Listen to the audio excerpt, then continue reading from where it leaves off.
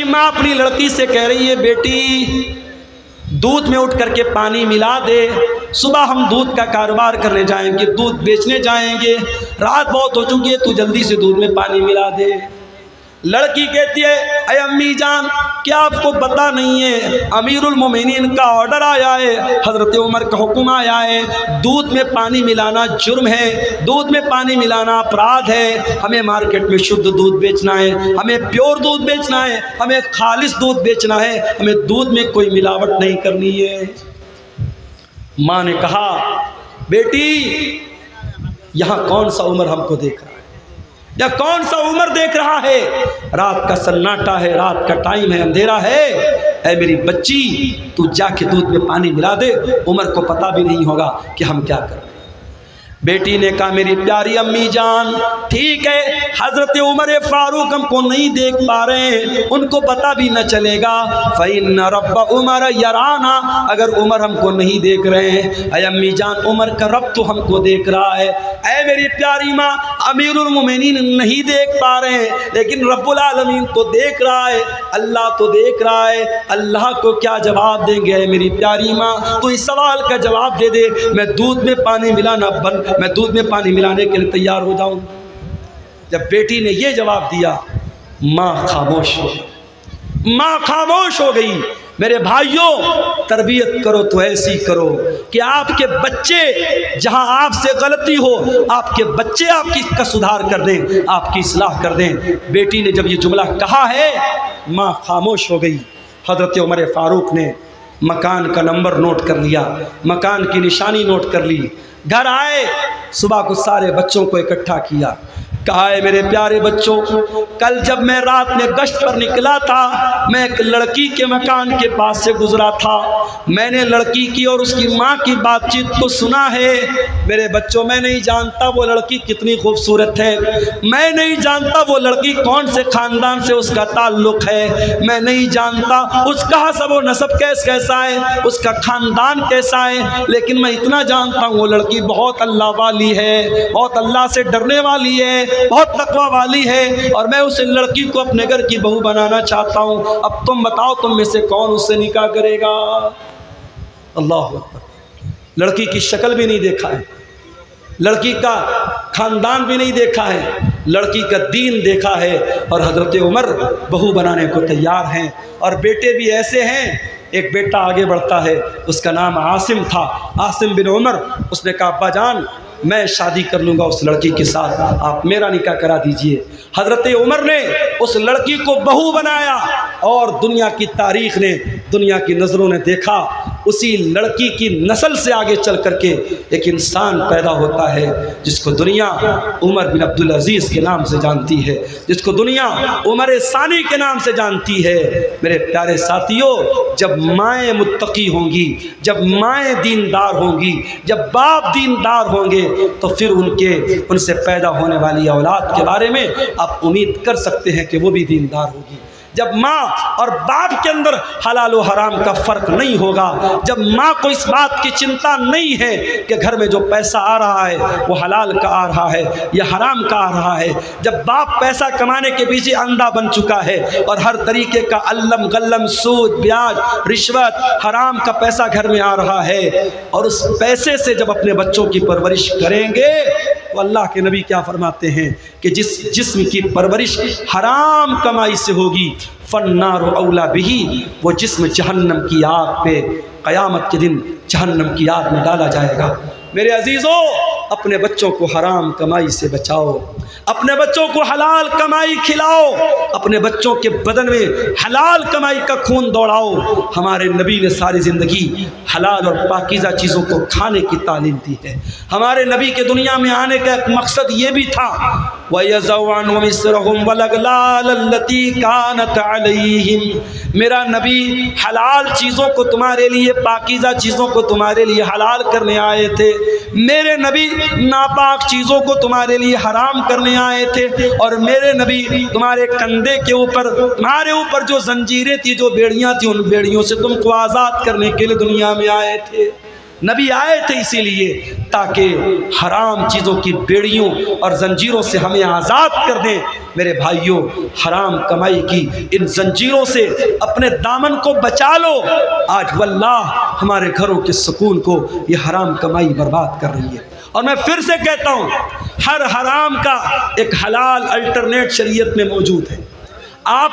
سود اور بیاج اگر حرام ہے تو آپ یہ مت سمجھیے کہ مولوی صاحب اگر سود حرام ہے تو ہمارے پاس پیسہ ہے تو ہم کیا کریں۔ میں نے اس کا حلال الٹرنیٹ آپ کو بتایا، آپ مضاربت کیجئے، آپ پارٹنرشپ پر کاروبار کیجئے، حلال طریقے سے بزنس کیجئے۔ اگر آپ سود پر قرضہ کا لین دین نہیں کرتے ہیں، بغیر سود کے آپ قرضے کا لین دین کیجئے۔ آج بہت سارے شہروں میں اسلامی بیت المال قائم ہے اور بہت سارے لوگ مل کر کے اس میں تعاون کرتے ہیں، اور چھوٹے چھوٹے اماؤنٹ جو غریب لوگ ہوتے ہیں، جو مڈل کلاس کے لوگ ہوتے ہیں، جن کو چھوٹا موٹا کام کرنے کے لیے پیسے کی ضرورت پڑتی ہے، ان کو سود اور بیاج سے بچانے کا یہ کام آپ کر سکتے ہیں۔ اور یاد رکھو میرے بھائیوں، یہ بڑے بڑے جلسے کرانے سے بڑا کام ہے۔ سیمانچل کے اس علاقے میں جس تیزی سے سود اور بیاج کا پنجہ، سود اور بیاج اپنا پنجہ گاڑ رہا ہے، اس ماحول میں ہمیں اور آپ کو یہ کام کرنے کی ضرورت ہے۔ اور میں جانتا ہوں سیمانچل کے میں ان علاقوں میں بھی گیا ہوں، ارریا کے علاقے میں گیا، پٹنہ سے بائی کار میں گیا تھا، 7 گھنٹے مجھ کو لگے تھے، اتنا خراب راستہ تھا، ٹیڑھا میڑھا پل تھا۔ پل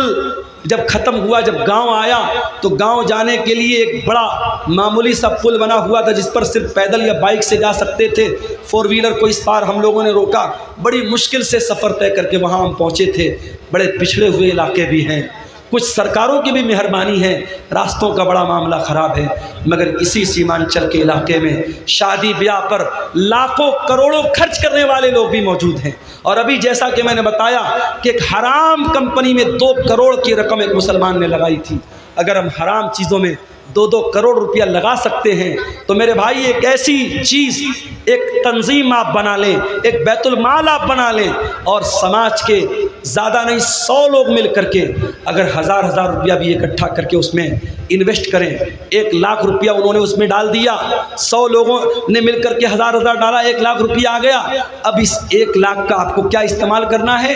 کوئی بھی غریب آدمی جس کو 10,000 5,000 روپے کی ضرورت ہے، آپ پہلے ویریفائی کر لیں، تحقیق کر لیں، اس انسان کے کچھ پیپر وغیرہ لے لیں تاکہ وہ بے ایمانی نہ کر سکے، اور بغیر بیاج کے اس کو پیسہ دیں۔ یہ کام آپ اگر کریں، واللہ بتا رہا ہوں بہت سارے گھروں میں یہ جو گروپ لون ہے، یہ جو بندھن لون ہے، اور یہ چھوٹے چھوٹے اماؤنٹ جو لون پر لیے جا رہے ہیں، اور ہمارے مسلمان کے غریب گھروں کو سود اور بیاج کی چکی میں پیسا جا رہا ہے، یہ لعنت میرے بھائیوں ختم ہو سکتی ہے، بس قدم آگے بڑھانے کی دیر ہے۔ میں اسی کٹیہار کے علاقے میں گاؤں کے لوگوں نے مجھے بتایا کہ وہاں مسجد اور عیدگاہ بنانے کی بات آئی، گاؤں کے لوگوں نے بہت چھوٹا اماؤنٹ، شاید 100 روپیہ یا کتنا 10 روپیہ شاید بتا رہے تھے کہ ایک پریوار میں جتنے لوگ ہیں ہر آدمی کی طرف سے 10 روپیہ دینا ہے۔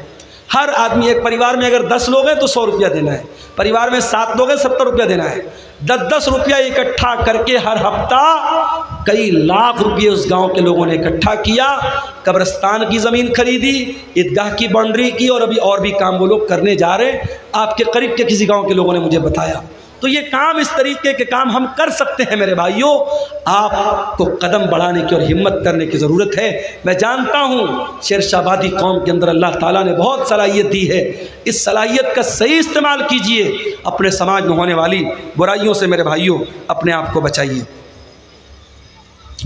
ایک صاحب سوال کر رہے ہیں کہ یوٹیوب کی کمائی حرام ہے تو کامیڈین یوٹیوب کا پیسہ مدرسے میں دان کرنا کیسا ہے، اور ڈریم 11 کا جیتا ہوا پیسہ مدرسہ مسجد میں دان کرنا کیسا ہے؟ ظاہر ہے اگر مدرسے والوں کو پتہ ہے کہ یہ پیسہ یہ حرام کمائی کا در ہے، مدرسے والے نہ لیں، اور اگر مدرسے والوں کو نہیں پتہ اور مدرسے والوں نے لے لیا تو ان کا لینا تو غلط نہیں ہے، مگر دینے والے کو کوئی ثواب نہیں ملے۔ بھائی کوئی چور اگر چوری کرے اور چوری کا مقصد کیا بیان کرے کہ میں امیروں کا پیسہ چرا کر کے غریبوں کی مدد کر رہا ہوں، تو بھائی مدد کرنے کا یہ کوئی طریقہ نہیں ہے۔ تو جب اس طریقے کے کامیڈی ویڈیو بنا کر کے پیسہ کمانا درست نہیں ہے تو پھر اس کی کمائی بھی درست نہیں ہے، اور اس کمائی سے آپ کا دان کرنا اور صدقہ کرنا بھی صحیح نہیں ہے۔ واللہ عالم بالصواب۔ تو میرے عزیزوں، یہ حرام کمائی کے بارے میں چند باتیں میں نے آپ کے سامنے رکھی تھی، اور آپ یہ بات دیکھیے کہ ہماری شریعت میں حرام کمائی اور حلال کمائی کے تعلق سے اتنی احتیاط بتائی گئی ہے کہ اللہ کے پیارے نبی صلی اللہ علیہ وسلم نے جہنم کی وعید بیان کی ہے ان لوگوں کے بارے میں جو لوگوں کا مال ناجائز طریقے سے کھا لیتے ہیں۔ میں آخری حدیث سنا کر کے بات ختم کرتا ہوں۔ اللہ کے نبی نے صحابہ سے کہا کہ اے میرے صحابہ، کیا تم جانتے ہو مفلس کون ہے، غریب کون ہے؟ صحابہ نے کہا اے اللہ کے نبی، اللہ اور اس کے رسول زیادہ بہتر جانتے ہیں، آپ ہی بتا دیجیے۔ آپ نے فرمایا میری امت کے اندر غریب آدمی وہ ہوگا، میری امت میں مفلس انسان وہ ہوگا جو قیامت کے دن روزہ، نماز، زکوٰۃ سب لے کر کے آئے گا، وَيَأْتِي قَدْ شَتَمَ هَذَا وَضَرَبَ هَذَا وَأَكَلَ مَالَ هَذَا وَقَذَفَ هَذَا۔ کسی کا مال ہڑپا ہوگا، کسی کو گالی دی ہوگی، کسی پر تہمت لگائی ہوگی، کسی پر بہتان لگایا ہوگا، حرام طریقے سے لوگوں کا مال کمایا ہوگا، اس انسان کے بارے میں اللہ کے نبی فرماتے ہیں اس کی نیکیاں حقداروں کو دے دی جائیں گی۔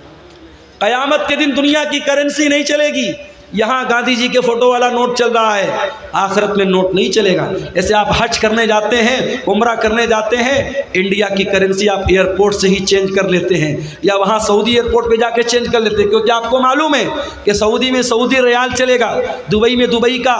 درہم چلے گا، اور اسی طریقے سے کویت میں کویت کا دینار چلے گا۔ آخرت میں جو کرنسی ہوگی میرے پیارے ساتھیوں، وہ نیکی اور گناہ کی کرنسی ہوگی۔ اگر ہم نے کسی کا حق مارا ہے، اس کی ہماری نیکیاں اس کو دے دی جائیں گی، اور جب ہماری نیکیاں ختم ہو جائیں گی،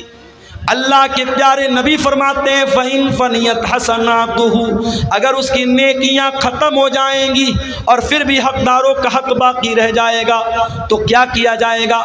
پھر ان لوگوں کے گناہ اس کے اوپر لا دے جائیں گے جن کا حق اس نے مارا ہے، جن کی زمین کو اس نے ہڑپا ہے، جن کو گالی دی ہے، جن کو برا بھلا کہا ہے، جن پر طعن و تشنیع کی ہے، ان کے گناہ اس کے اوپر لا دے جائیں گے۔ اور وہ انسان جو دنیا سے نیکی کا پہاڑ لے کے آیا تھا، اب گناہوں کے بوجھ کے نیچے دبا ہوگا، اور ثم طرح فی النار، پھر اس کو جہنم کے اندر پھینک دیا جائے گا اور ڈال دیا جائے گا۔ اس لیے میرے عزیزو، حرام کمائی سے اپنے دامن کو بچا لو۔ میں پھر سے وہی آیت پڑھ رہا ہوں جو خطبہ مسنونہ کے بعد میں نے پڑھی تھی، یا ایھا الذین آمنوا کلوا مما فی الارض حلالا طیبا، اے ایمان والو، زمین میں جو حلال چیزیں ہیں، جو پاک چیزیں ہیں، ان کو کھاؤ